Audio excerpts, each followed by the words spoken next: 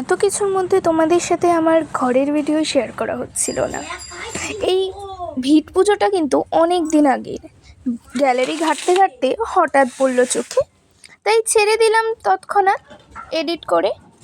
চলো সেদিনকে ভিট পুজোতে সমস্ত জিনিসই তোমাদের সাথে অল্প কিছু করেই শেয়ার করছি।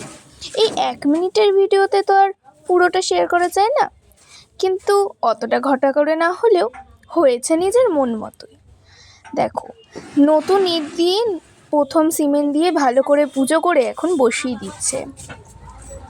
এটা তোমাদেরকে বললাম যে এটা কিন্তু অনেক দিন আগের ভিডিও, ভিট পুজো আমাদের অনেক আগে হয়ে গেছে। এর মধ্যে আমাদের মাটি কাটা কমপ্লিট, সাথে পিলারের যে রডগুলো হয় সেগুলোও বসানো হয়ে গেছে।